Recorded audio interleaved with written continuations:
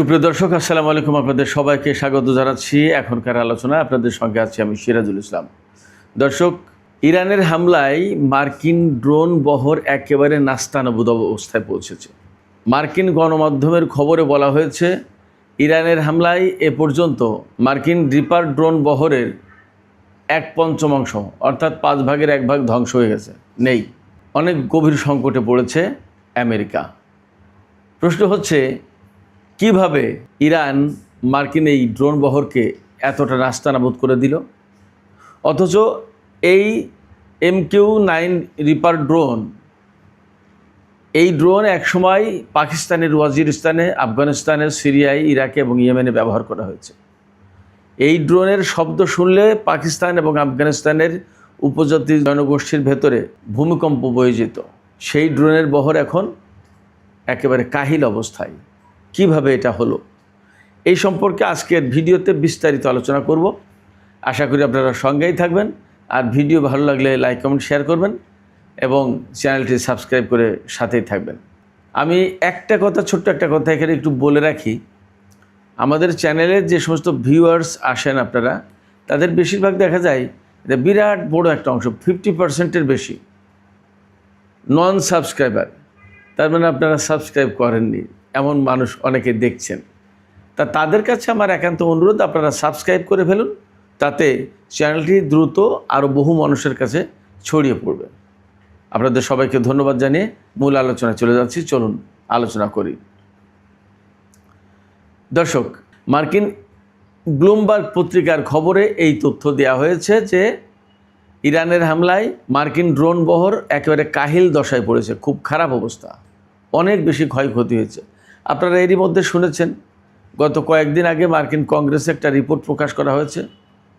সেই রিপোর্টে বলা হয়েছে ইরানের সাথে যুদ্ধ করতে গিয়ে আমেরিকার কি ক্ষয়ক্ষতি হয়েছে, বিশেষ করে এয়ারক্রাফট কিভাবে ক্ষতিগ্রস্ত হয়েছে। তাতে টোটাল 42টা এয়ারক্রাফট ধ্বংস হওয়ার কথা স্বীকার করা হয়েছে। তবে অনেকেই বলে যে এই সংখ্যা অনেক বেশি এর চেয়ে।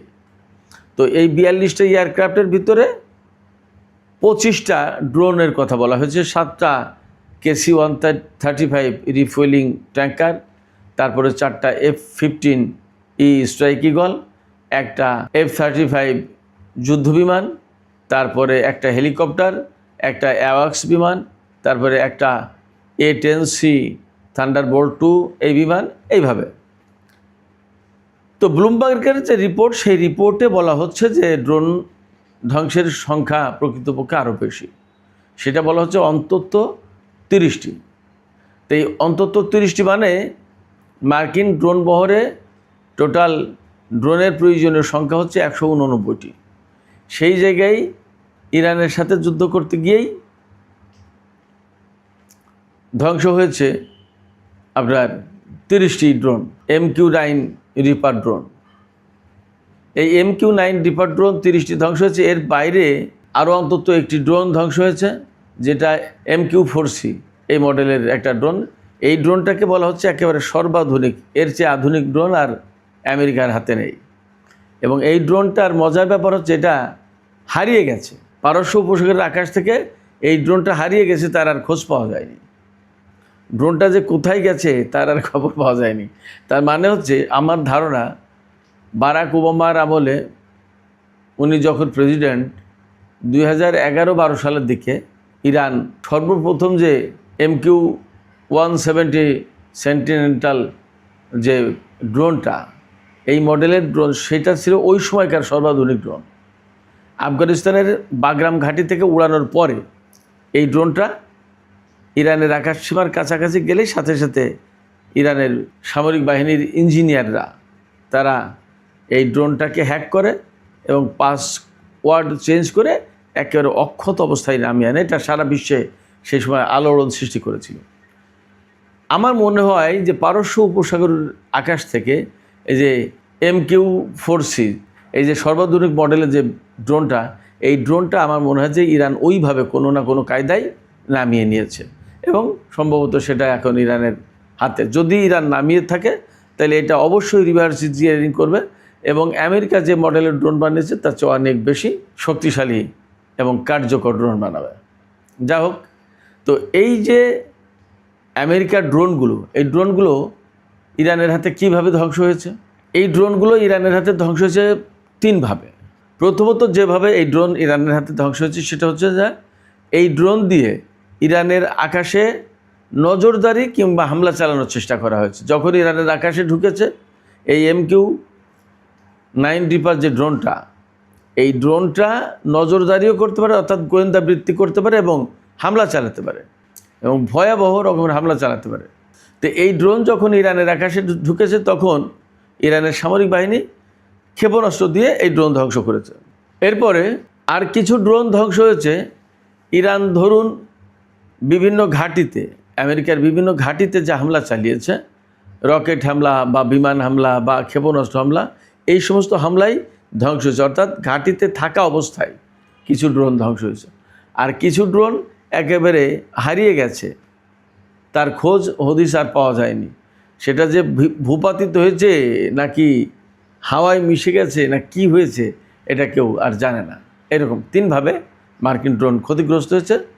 তো এই যে ইরান যুদ্ধে মার্কিন ড্রোন ক্ষতিগ্রস্ত হয়েছে, তাতে আমেরিকার যে টোটাল ড্রোন বহর, এই ড্রোন বহরের 1/5 শেষ নেই হয়ে গেছে হাওয়া, অর্থাৎ ইরানের হামলায় একদম পরিষ্কার সাফ হয়ে গেছে। অথচ এই যে MQ-9 রিপার যে ড্রোন, একসময় এই ড্রোন এতটাই ভয়াবহ ছিল, আমি আগেই বলেছি যে আফগানিস্তান এবং পাকিস্তানের ওয়াজিরিস্তানে এই পাহাড়ি এলাকায় উপজাতি গোষ্ঠীর উপরে হামলা চালানো হতো এবং এখানে আমেরিকা দাবি করতো যে তালেবানের অবস্থান আছে, নানান কথা। তালেবান বিরোধী লড়াইটাই তো একটা প্রশ্ন সাপেক্ষ লড়াই, কারণ তালেবান সৃষ্টি করেছিল আমেরিকা, আবার সেই তালেবানকে তারা উৎখাত করেছে, কত কাহিনী। যাই হোক, সে আলোচনা অন্য একদিন যদি সুযোগ হয় করব।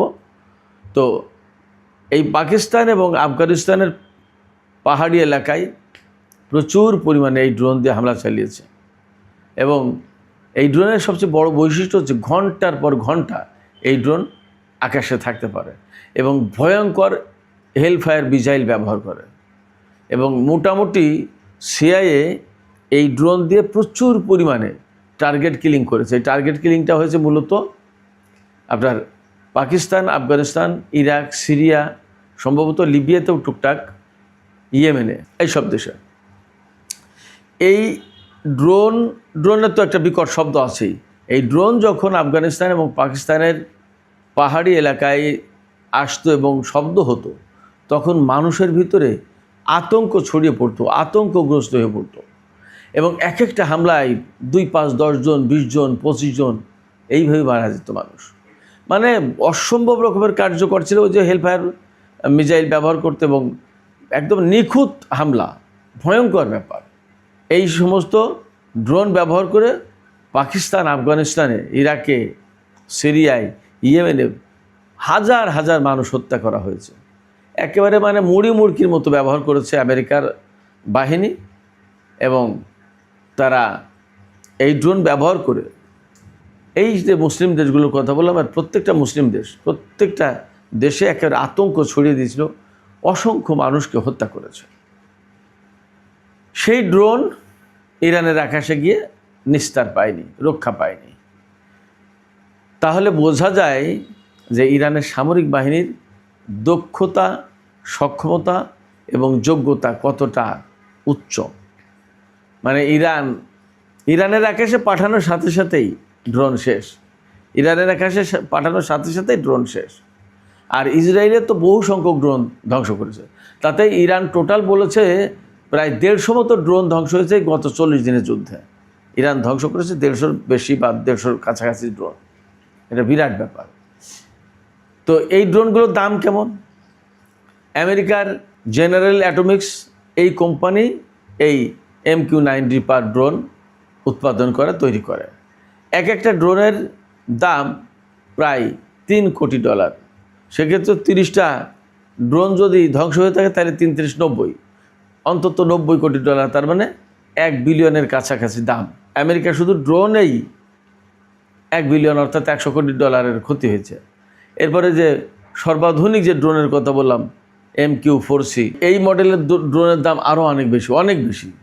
সেটা কত ঠিক আমার কাছে এই মুহূর্তে মনে নেই, কোনো একটা এপিসোডে বলেছি। এই ড্রোন সবচেয়ে দামি এই মুহূর্তে, অনেক দামি ড্রোন। তো সেই ড্রোন একটা হারিয়েছে।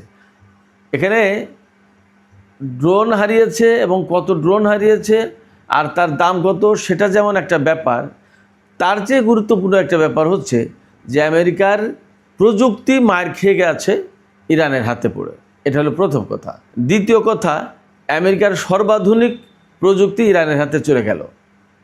যদি MQ-4C মডেলের ড্রোন ইরান যদি আস্ত নামিয়ে নিয়ে থাকে হ্যাক করে, তাহলে এই প্রযুক্তি কিন্তু ইরানের হাতে চলে গেছে। এটা আমেরিকার জন্য অত্যন্ত বিপজ্জনক খবর। 2, 3 হচ্ছে যে এই ড্রোন তো আর এমনি এমনি বানায়নি মার্কিন সরকার বা মার্কিন বাহিনীতে যুক্ত করা হয়েছে তো এমনি এমনি না। এখানে পাইলট নেই, অথচ বিমানের মতোই সে অ্যাকুরেটলি কাজ করে। ক্ষেত্র বিশেষে বিমানের চেয়েও বেশি সহজ এবং নিশ্চিন্তে ব্যবহার করা যায়, কারণ এখানে পাইলট নেই, জীবনের ঝুঁকি নেই, প্লাস এর জ্বালানি খরচ সম্ভবত ব্যাটারিতে চলে। তাহলে ঘন্টার পর ঘন্টা আকাশে উঠছে একটা জঙ্গি বিমান, কিন্তু ঘন্টার পর ঘন্টা আকাশে উড়িয়ে রাখা সম্ভব না। তো এটা যেহেতু মানুষ সে রিমোট কন্ট্রোলের মাধ্যমে ড্রোনটাকে কন্ট্রোল করে, অতএব একেবারে যেখানে খুশি সেখানে হামলা চালানো যায়, যাকে খুশি তাকে টার্গেট করে হামলা চালানো যায়। তো এই যে একটা সহজ হামলার সহজ একটা উপকরণ ছিল, এই উপকরণের একটা বিরাট বড় অংশ ইরানের হাতে ধ্বংস হয়ে গেছে। এখন মার্কিন বাহিনী এক রকমের ঝুঁকির মুখে, হুমকির মুখে। এই ড্রোন কেন্দ্রিক একটা ঝুঁকি বা সংকট তৈরি হয়েছে আমেরিকার জন্য। এই ড্রোন হামলার মূল গুরুত্ব কিন্তু এই জায়গায় যে আমেরিকা এখন ঝুঁকির মুখে এবং তাদের প্রযুক্তি ইরানের হাতে চলে গেল। আর অর্থনৈতিক ক্ষতি, তাদের প্রযুক্তি মার খেয়ে গেল ইরানের কাছে, এগুলো তো আছেই। তার মানে কি? আসলে আমি ব্যক্তিগতভাবে যেটা বলি বা বিশ্বাস করি সেটা হচ্ছে যে এই যে যুদ্ধটা, এই যুদ্ধে সবচেয়ে বড় সংকট যেটা আমেরিকা এবং ইসরায়েলের জন্য, সেটা হচ্ছে যে আমেরিকা ইসরায়েলের প্রযুক্তি, সামরিক সক্ষমতা, এইটা সারা বিশ্বের কাছে প্রশ্নবিদ্ধ করে তুলেছে ইরান। অর্থাৎ তাদের সামরিক শক্তি এবং সক্ষমতা এবং প্রযুক্তি কতটা কার্যকরী, এইটা মানে আমাদের সামনে একটা ধোঁয়াশা ছিল। আমরা যখনই শুনছি ইসরায়েলি বাহিনী, মার্কিন বাহিনী, তখনই চিন্তা করেছি ওরে বাবারে কী না জানি। এবং তারা এরকম করেও ছিল, সারা বিশ্বে তো ত্রাস সৃষ্টি করে ফেলেছিল। কিন্তু ফ্যাক্ট হচ্ছে ইরানের সাথে যুদ্ধ করতে গিয়ে দেখা যাচ্ছে যে তাদের ঘাঁটি রক্ষা করতে পারছে না, তাদের উড়ন্ত ড্রোন রক্ষা করতে পারছে না, তাদের F-35 বিমান, F-50 বিমান, এই সমস্তগুলো ধ্বংস হয়ে গেছে। এবং আপনারা কল্পনা করুন, আমি বারবার বলি যে 7টা KC-135 রিফুয়েলিং ট্যাঙ্কার, এটা অনেক বড় ব্যাপার।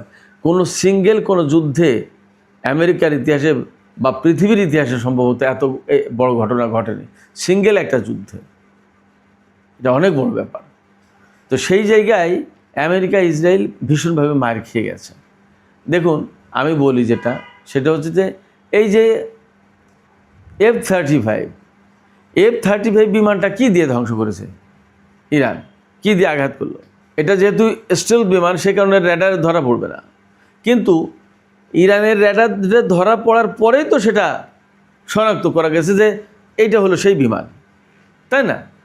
তারপরে সেই বিমানকে কিভাবে ধ্বংস করেছে, সেই ক্ষেপণাস্ত্র প্রতিরক্ষা ব্যবস্থা হচ্ছে আরেকটা, সেটা হচ্ছে মাজিদ। এই মাজিদ ক্ষেপণাস্ত্র ব্যবস্থা যেটা, সেটা হচ্ছে যে বিমানের স্টেলথ বিমান যাই হোক আর তাই হোক, যে চরিত্রেরই হোক না কেন, যে বৈশিষ্ট্যের হোক, সে বিমানের হিট শনাক্ত করে। বিমান থেকে এই যুদ্ধ বিমানগুলো অসম্ভব দ্রুত গতিতে চলে এবং তার ইঞ্জিন অনেক বেশি পাওয়ারফুল, যার কারণে অনেক বেশি জ্বালানি কনজিউম হয়, তেল পড়ে খুব দ্রুত, অনেক বেশি, এবং অনেক বেশি তাপ উৎপাদন হয়। এই হিট বা তাপ শনাক্ত করে ক্ষেপণাস্ত্র। আপনি চিন্তা করেন, এক ধরনের সেন্সরের ব্যাপার এটা। এই তাপ অনুসরণ করে যে এই দিক দিয়ে তাপ আসছে, ওই তাপ অনুসরণ করে ক্ষেপণাস্ত্র সেদিকে ছুটে যায়। তো তাপ যেখানে একটু হালকা পেয়েছে, ওই তাপের রেশিও ধরে বা ওই তাপের সূত্র ধরে সামনে আগালেই তো ক্রমেই সেই আসল জায়গা যেখান থেকে তাপ উৎপাদন হচ্ছে। তার মানে ক্রমেই ক্ষেপণাস্ত্র কিন্তু বিমানের দিকে এগিয়ে চলতে পারে এবং ওই তাপ আর এড়ানোর উপায় নেই। অনেক সময় বিমানের ট্রান্সপন্ডার বন্ধ করে দেওয়া হয় তাকে যাতে শনাক্ত না করা যায়। ধরে নিলাম, আমি জানি না এই প্রযুক্তিটা কি, ধরে নিলাম মার্কিন F-35 বিমান তার ট্রান্সপন্ডার বন্ধ করে দিল। কিন্তু এই যে মাজিদ ক্ষেপণাস্ত্র প্রতিরক্ষা ব্যবস্থা যেটা, এই ক্ষেপণাস্ত্র তো সে ট্রান্সপন্ডার ওই সমস্ত সিস্টেমের দিকে যাচ্ছে না, সে যাচ্ছে তাপ অনুসরণ করে। বিমান তো আর স্টার্ট বন্ধ করে দিতে পারবে না, তার মানে ইঞ্জিন তার সচল রাখতেই হবে।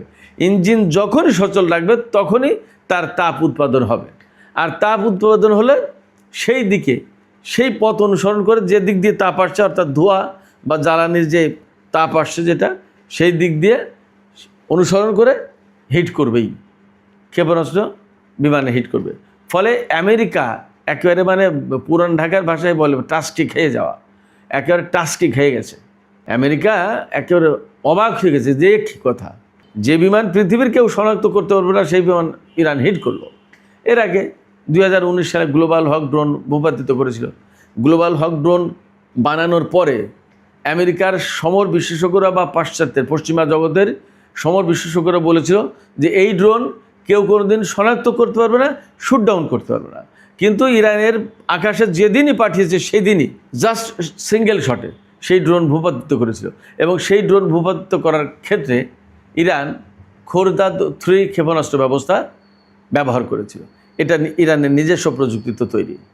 আমি সবসময় বলি একটা কথা, আপনাদের কাছে আলোচনা ভালো লাগছে কিনা আমি জানি না, আমি সবসময় একটা কথা বলি, অনেক আগে থেকে এই কথাটা বলে আসছি, যে আমেরিকা, রাশিয়া, অনেক দেশ যারা খুব বড় অস্ত্র ব্যবসায়ী, তাদের অস্ত্রের খবর পৃথিবীর প্রায় সবাই জানে। মানে যারা অস্ত্র ব্যবহার করে তারা জানে যে এই প্রযুক্তির এই বৈশিষ্ট্য। ইরান যে নিজের প্রযুক্তিতে নিজস্ব কায়দায় যে সমস্ত অস্ত্র তৈরি করেছে তা তো পৃথিবীর মানুষের কাছে নেই, এটা শুধু ইরানের কাছেই।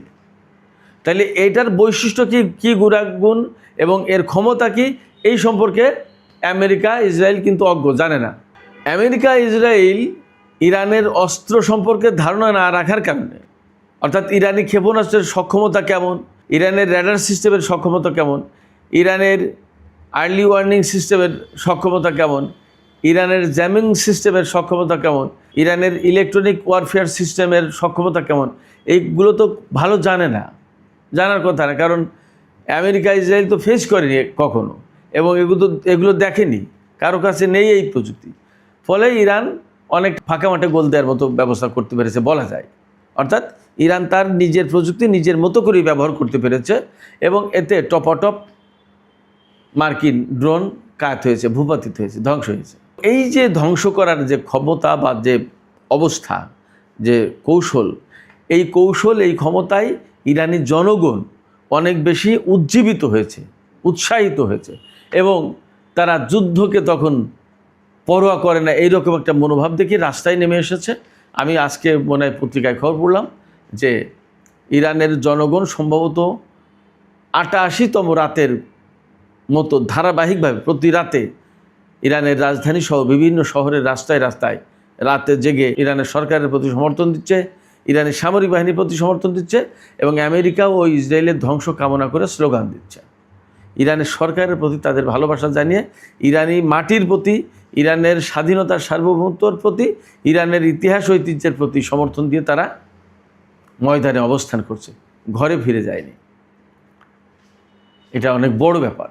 ইরানের এই সামরিক সক্ষমতাই মূলত ইরানকে আজকে এই পজিশনে এনেছে। একটা কথা আমি বলে শেষ করি, ইরানের আজকে যে অবস্থানটা, ইরান যদি সামরিক দিক দিয়ে সক্ষম না হতো, শক্তিশালী না হতো, তাহলে কোনো মতেই আজকে ইরানের এই অবস্থান তৈরি হতো না। আজকে যে সারা বিশ্ব ইরানকে সমীহ করছে, বিশ্বের বিভিন্ন দেশ সমীহ করছে, তার মূল কারণ হচ্ছে তার এই সামরিক সক্ষমতা।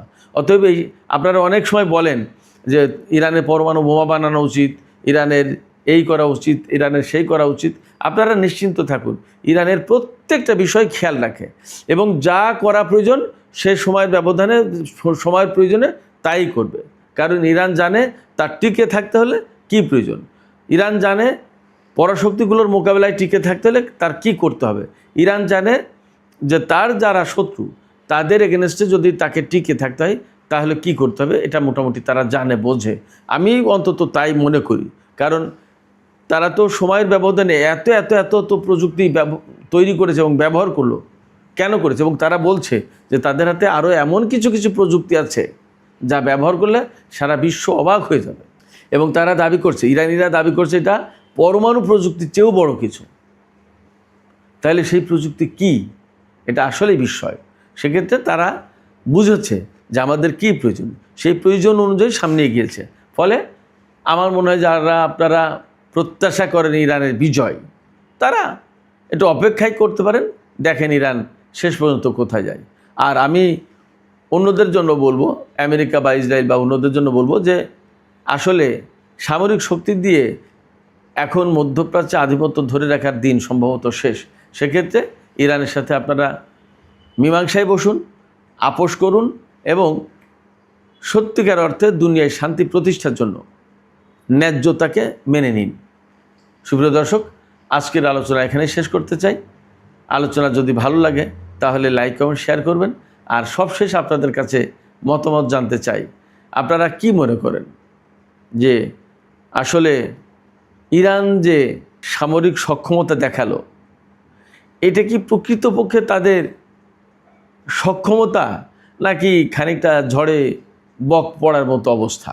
আসলে কি তারা প্রযুক্তি দিয়ে, সামরিক সক্ষমতা দিয়ে আমেরিকাকে কোণঠাসা করেছে, নাকি আমেরিকা তার ভুল কৌশলের কারণে আজকে এরকম বিপর্যস্ত অবস্থায় পড়েছে?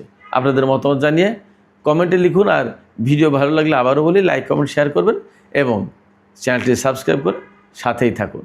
আপনাদের সবাইকে অনেক অনেক ধন্যবাদ। আল্লাহ হাফেজ।